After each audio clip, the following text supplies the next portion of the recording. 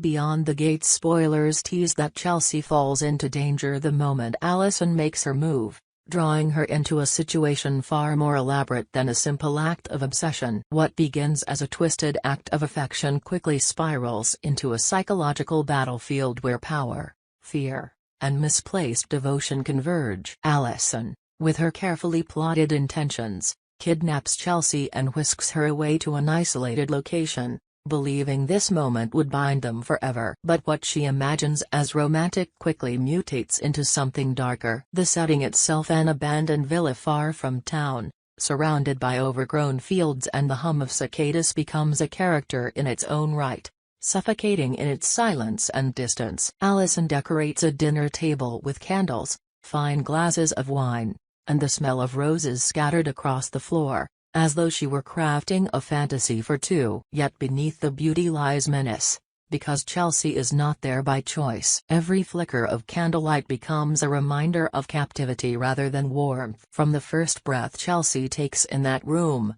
the tension settles like lead in the air. She recognizes the danger immediately, the way Allison's eyes linger on her not as a lover seeking affection, but as a collector appraising a prize. Allison, attempting to soften the horror of her actions, speaks of art and immortality. Her voice trembles with conviction as she suggests that true beauty only flourishes when tragedy lingers behind it. She recalls stories of painters whose works became priceless after their deaths, musicians whose melodies were worshipped only when their voices were silenced. Allison makes a chilling leap from these examples to Chelsea herself. Her beauty, her essence, her life would become eternal if captured through death. The implication is unmistakable. If Allison cannot have Chelsea's heart, then she will possess her body, transforming her into a kind of masterpiece preserved forever in Allison's twisted imagination. For Chelsea, fear mixes with disbelief. This is no longer the friend,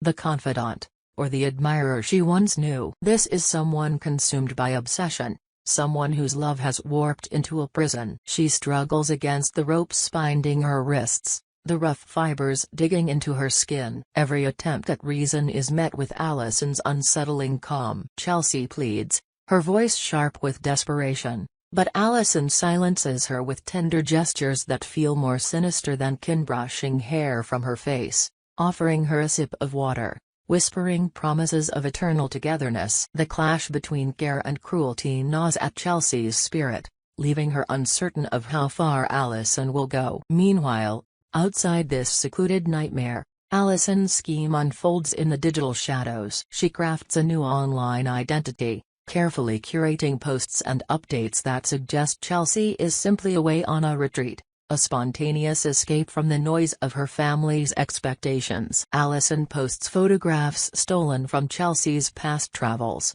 filters them to appear recent, and floods the narrative with cheerful captions that hide the truth. To anyone scrolling casually, the story fits. Chelsea has vanished by choice, perhaps overwhelmed, perhaps seeking solitude. Allison counts on this deception buying her time, creating enough distance from suspicion while she enacts her fantasy. She underestimates, however, the reach and vigilance of the Dupree family. The Duprees are not ordinary. Their influence runs deep, their connections sharper than blades. In their world, reputation and control are currency, and any threat to one of their own is not tolerated. From the moment Chelsea fails to answer calls, their instincts sharpen. Danny, Chelsea's mother, feels the weight of dread settle before evidence even confirms it. Bill, her father, buries his fear in action, immediately mobilizing allies, investigators, and contacts to trace her last movements. And then there is Jacob, the steadfast figure whose loyalty to the family fuels his determination. Jacob does not waste time with bureaucracy or hesitation. He becomes the spearhead of the search, piecing together Allison's trail through overlooked details, discarded receipts, and the inconsistencies in her online deception. Every lie Allison posts becomes a breadcrumb leading Jacob closer, because while she believes she is painting a convincing picture, she cannot mask the subtle inconsistencies that a trained eye recognizes. As days unfold, the tension inside the villa intensifies. Chelsea, though frightened, does not surrender to despair. She studies Allison's movements, her habits, The way she locks doors and windows, the rhythm of her footsteps at night. She learns that Allison speaks to herself when she thinks Chelsea is asleep, rehearsing speeches of devotion, reciting fragments of poetry, even laughing to an unseen audience. Each of these moments reveals fractures in Allison's psyche, cracks Chelsea hopes to exploit. She begins to engage Allison in conversations, not to accept her fate but to understand her captor's vulnerabilities. Chelsea's questions, laced with faint curiosity, coax Allison into revealing more of her plan. The more Allison speaks, the clearer it becomes that she is trapped in her own fantasy, believing she and Chelsea are destined for a tragic but eternal bond. The Dupree household, however, is a storm of urgency. Danny and Bill confront their own estrangement as they navigate the crisis. Danny, raw with maternal desperation, demands that Bill do whatever it takes to bring Chelsea home. Her words cut deep, carrying both command and confession. In quieter moments, she admits that she still harbors feelings for him, feelings that time and distance never extinguished. The kidnapping forces them into proximity, reigniting emotions buried beneath years of silence. Bill, though consumed with guilt for failing to protect Chelsea, feels a spark of hope that perhaps this tragedy might heal the fracture in their family. Their conversations shift between strategy and vulnerability, between maps on the table and memories of a life they once shared. It is in these intersections of fear and longing that their bond begins to mend. Across town, Martin wrestles with his own turmoil. Though not directly tied to Chelsea's abduction, he cannot ignore the shadows that creep closer. His thoughts are anchored on Samantha, the young woman who represents his future and his fears. The abduction of Chelsea serves as a grim reminder that danger can reach anyone, no matter how carefully one builds walls of safety. Martin lies awake at night, questioning whether he can protect Samantha from a world where obsession and violence lurk so near. His worry becomes a silent subplot, threading through the larger storm, foreshadowing the ripple effects of Allison's actions beyond just Chelsea's ordeal. Back in captivity, the dynamic between Allison and Chelsea evolves. The initial terror begins to transform into a psychological duel. Allison thrives on the belief that Chelsea is beginning to understand her perspective,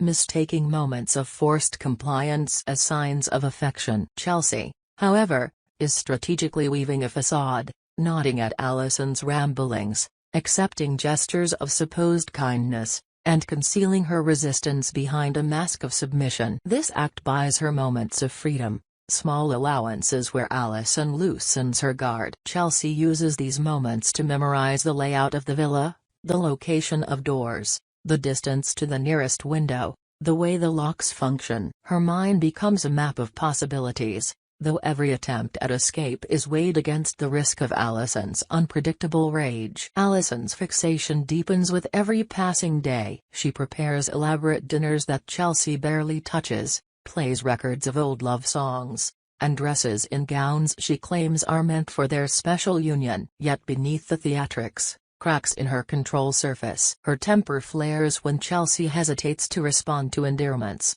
When silence lingers too long, she oscillates between tenderness and fury, creating a volatile environment where Chelsea must tread carefully. One evening, Allison reveals the full scope of her obsession, a series of canvases hidden in another room, each depicting distorted portraits of Chelsea. Some are angelic, bathed in light, while others are darker, shrouded in shadow and streaks of red. To Allison, these paintings are proof of their eternal bond. But to Chelsea, they are evidence of how far gone Allison truly is. As the search tightens, Jacob uncovers the trail leading to Allison's hideout. His methods are swift and relentless. He notices discrepancies in the geotags of Allison's posts, small glitches that betray her location. He interrogates acquaintances who recall seeing her purchase supplies, and he triangulates her movements with an efficiency that reflects both training and personal drive. To Jacob, this mission is not just about loyalty to the Duprees,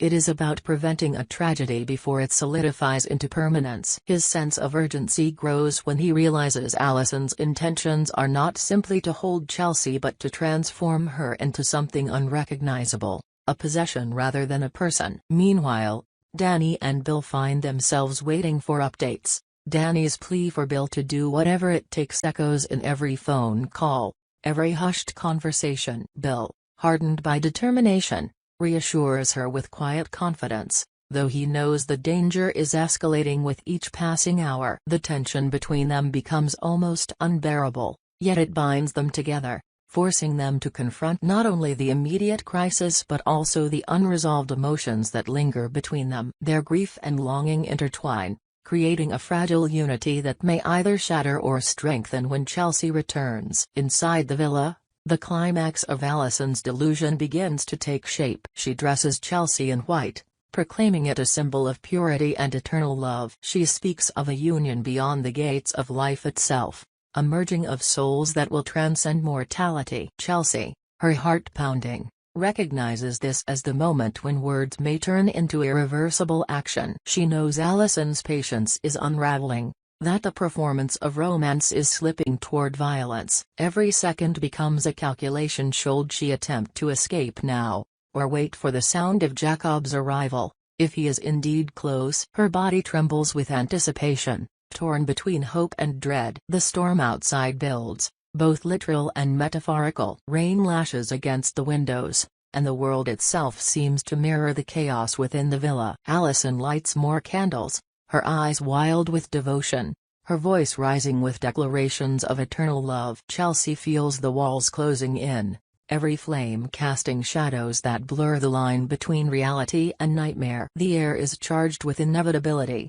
as though the villa itself knows that the fragile balance of power is about to shatter. Under the weight of the storm and the chaos building inside the villa, everything begins to converge toward a breaking point. Allison's obsession, which has already consumed her, sharpens into something more dangerous as she grows increasingly aware that time may be slipping from her control. Her deception online has begun to unravel, and the Dupree family's reach closes in faster than she ever imagined. The flickering candlelight, once a symbol of her imagined romance, becomes a backdrop for her unraveling mind. She whispers fragments of promises to Chelsea, but her voice cracks with desperation, as though she already senses her dream collapsing. Chelsea remains composed, even as fear claws at her. She has endured the captivity long enough to know Allison thrives on reaction, so she suppresses her panic and measures every word with precision. Her strategy is to buy time, just enough for Jacob to arrive,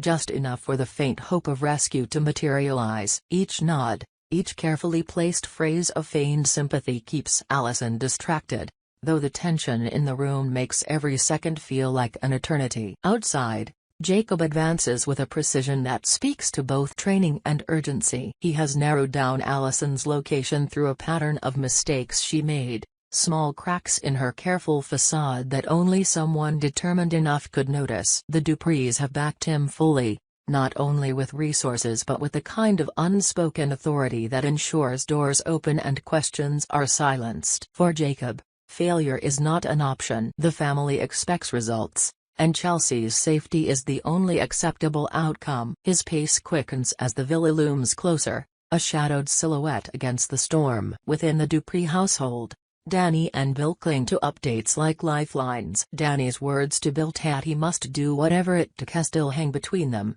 heavy with both desperation and the remnants of love. She watches him coordinate, listens to his voice over the phone as he speaks with Jacob, and sees the fire in him she remembers from years past. It stirs something dormant in her, a reminder that the bond between them, though fractured, has not truly dissolved. Bill feels it too, though he masks it behind his relentless determination to bring Chelsea home. Their daughter's life has pulled them together in a way nothing else could, and though the outcome remains uncertain, the possibility of healing hangs in the air like a fragile thread. Martin, meanwhile, is caught in a different current of emotion. Though not directly part of the search, the abduction shakes him to his core. He cannot escape the thought of Samantha, and the possibility that one day she too might be caught in the crossfire of dangers they cannot anticipate. He voices his fears aloud, speaking of what could happen if obsession and violence seep further into their lives. The anxiety gnaws at him, reshaping the way he views the future. For Martin, this is not only about Chelsea, it is a reminder that no family is immune, no matter how carefully they guard their children. His fears ripple quietly, a shadow of what might come in later days. Inside the villa, Allison takes a final step into madness. She reveals a plan that has been festering in her mind. If she cannot secure Chelsea's heart willingly, she will ensure that no one else can have her at all. She speaks of eternity, of transcending the gates of mortality, and Chelsea realizes the danger has reached its peak. Every word Allison speaks is a warning that action must come soon. Chelsea's heart races, yet she refuses to let Allison see her break. She scans the room with subtle glances, her mind calculating whether escape is possible before Allison acts on her words. The storm outside grows violent, each clap of thunder shaking the walls as though the world itself is pressing against the villa. It is at this precise moment that Jacob makes his move. He breaches the perimeter with silent efficiency, his senses heightened, every muscle tuned to the urgency of rescuing Chelsea. The storm cloaks his approach, but his presence becomes the first crack in Allison's control. She senses something, perhaps the shift in Chelsea's demeanor, perhaps the instinctive recognition that the fantasy is collapsing. Her grip on reality shatters, and the balance in the room tilts toward violence. Chelsea seizes the moment. As Allison becomes distracted, torn between devotion and fear of being discovered, Chelsea uses her knowledge of the villa to her advantage. She maneuvers toward the only window she knows has a weaker lock, though every step risks triggering Allison's rage. The confrontation becomes a fragile dance, each movement measured against the uncertainty of whether Jacob will arrive in time. When the clash finally erupts, it is swift and brutal. Allison, desperate and unhinged, lunges toward Chelsea, her voice breaking into screams of love and possession. But Jacob bursts into the room at that instant, his presence a tidal wave of authority and resolve. The struggle that follows is intense, Allison fighting with a strength born of obsession, Jacob countering with precision and control. Chelsea, though terrified, refuses to remain passive. She breaks free from the ropes, her determination fueled by the knowledge that survival depends on her own strength as much as Jacob's intervention. In the end, Allison is subdued, but not before the villa itself becomes a battlefield of shattered glass, toppled candles, and the remnants of her delusion. She is dragged from the room, her screams echoing with promises of eternal love, words that no longer hold power but linger like a curse in the air. Chelsea collapses into Jacob's arms, not only from exhaustion but from the crushing relief that the nightmare is over. Back with the Duprees, the rescue sends shockwaves through the household. Danny embraces Chelsea with a desperation only a mother can feel,